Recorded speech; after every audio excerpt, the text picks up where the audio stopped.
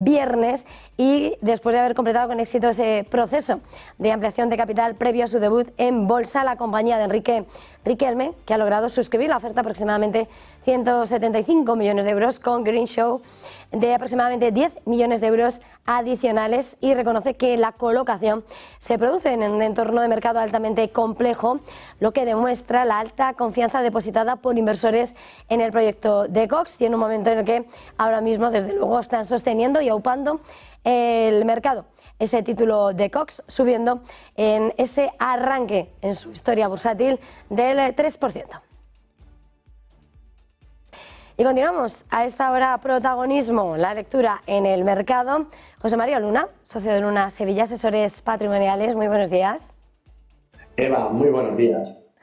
Bueno, ¿cómo es lo que está siendo este momentum del mercado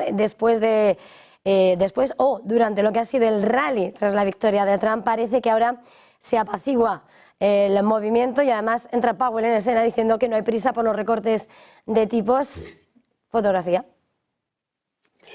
Bueno, la fotografía es muy lógica, pero que también requiere un análisis, sobre todo por uno de los miedos que pueden estar generando algo de inquietud en el corto plazo, corto y medio plazo, ¿no? En primer lugar, es lógico que después del ímpetu con el cual los distintos mercados bursátiles, sobre todo la parte norteamericana, recogieron el resultado electoral en Estados Unidos, pues llega el momento pues, de cierta calma y fijarse más en las medidas fundamentales, por así decirlo, por la solidez, la solvencia, en este caso el termómetro tanto de cuál es la salud de las empresas como, por supuesto, la salud de la propia economía norteamericana en estos momentos. Hoy un dato muy importante, como venir reflejando a lo largo de la mañana, el dato de ventas minoristas en Estados Unidos, ¿no?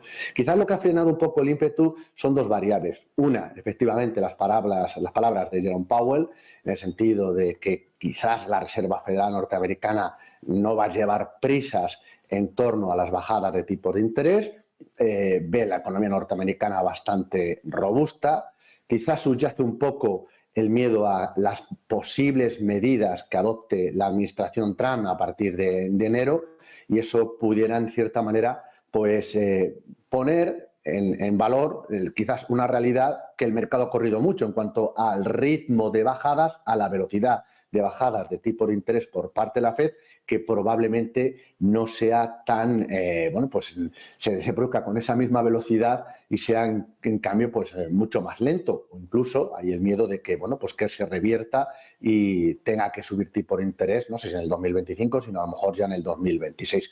Es un miedo que en estos momentos o inquieta las palabras de Jerome Powell, pues están ahí, ¿no? Quizás el segundo, y es el que quizás merece la pena reflexionar, es el miedo en cuanto a las medidas, las posibles medidas inflacionistas como consecuencia de la administración Trump.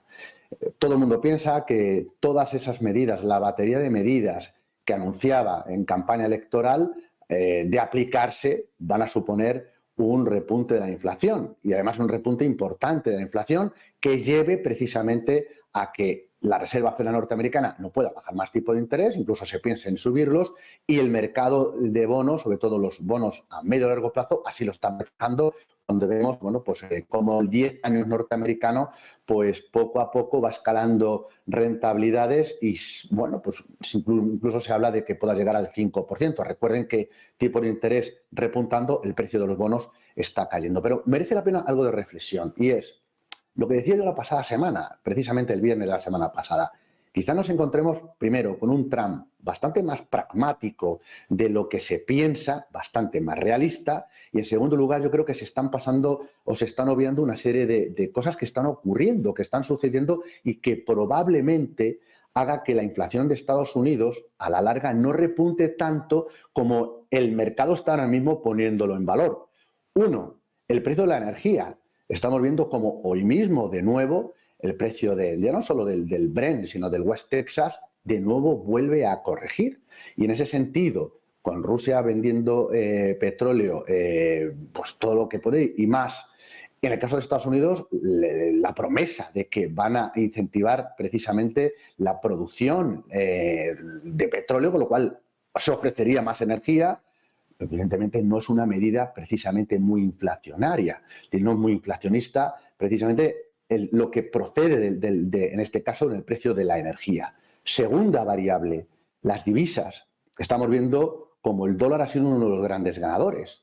Y en cambio hay muchas divisas de países que venden productos, servicios a Estados Unidos, cuyas divisas están cayendo. En cierta manera, es una forma de atenuar esos posibles aranceles. Si yo el producto que estoy vendiendo a Estados Unidos me van a imponer un arancel, el que sea, que está por ver cuál será, pero si en cambio lo que se está produciendo o lo que pudiera llegar a producirse, y no me extrañaría nada que China entre en la dinámica de intentar reducir su divisa, el yuan, respecto al dólar, en cierta manera también compensaría, al menos en el corto plazo, pues esas posibles medidas inflacionistas. Es decir, se importaría algo de desinflación, no digo de deflación, sino de desinflación, con lo cual se compensaría algo los posibles aranceles. Y luego yo creo que hay una medida muy importante que también, de nuevo, se está pasando un poco desapercibida, más allá de lo que comentaba José Antonio Bien hace un rato, precisamente de la gente que se está migrando hacia otras redes sociales, ¿no?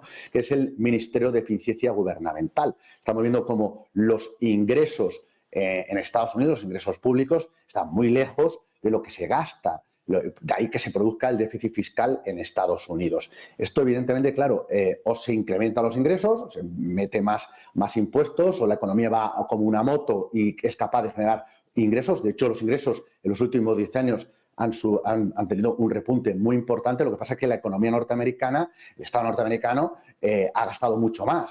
Otra forma, evidentemente, es, sin duda alguna, pues es reducir aquellos gastos fiscales quizás sean más superfluos. Es difícil de acometer, pero probablemente por ahí también van a intentar que no se les dispare excesivamente. Con lo cual, yo creo que ese conjunto de 3 medidas puede hacer que la inflación en Estados Unidos no sea tan elevada como el miedo que empiezo yo a detectar en muchas casas de análisis, incluso en el mercado de bonos, que es quizás, por así decirlo, la vinagre, que la receta que en estos momentos hace que el fondo de mercado sea, desde nuestro punto de vista, positivo para la renta variable norteamericana, pues pueda un poco agriar la situación, y es lo que está haciendo, bueno, pues que tengamos varias sesiones de cierta corrección. Con lo cual, moraleja, primero, yo sigo viendo el fondo de mercado, al menos en Estados Unidos, en la renta variable norteamericana, de forma positiva. Hay algunos sectores que puedan ser afectados por las distintas medidas o porque no sean tan rentables, y sobre todo si les quitan